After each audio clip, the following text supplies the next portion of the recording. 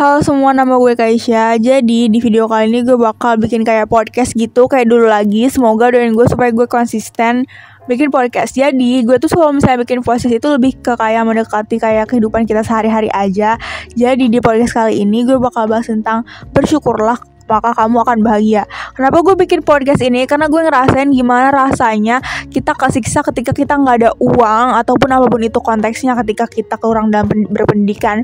Tapi tau gak sih, ketika kita mencapai sesuatu, sadar gak kalau misalnya ternyata ketika apakah kita udah bersyukur banyak-banyak kepada Tuhan yang memberikan kita nikmat yang banyak, apa kita udah mensyukuri apapun itu, sekecil apapun.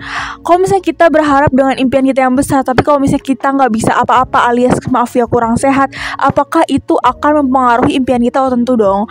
Nah itu kenapa bersyukurlah maka kamu akan bahagia.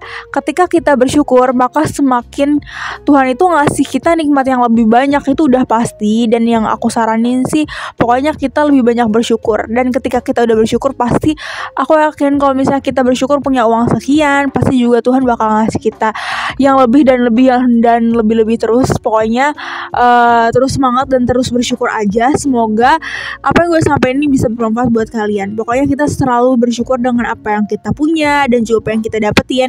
Karena kalau misalnya kita sebanyak apapun harta dan juga nikmat yang kita dapat, ketika kita tidak bersyukur, maka itu tidak akan pernah habis. Nah ini beda konteksnya dengan seseorang yang bilang kita harus bersyukur tapi dia tidak memberikan apapun kontribusi ke hidup kita. Kalau misalnya kita itu jelas harus bersyukur kepada Tuhan yang menciptakan kita dan juga memberikan kita nikmat yang banyak, tapi bukan berarti kalau misalnya lo nggak ngasih kontribusi ke kita, lo nggak ngasih apa-apa ke kita, lo nggak berhak buat harus maksa kita untuk bersyukur. Karena ya lo nggak tahu seberapa keras kita berjuang, oke?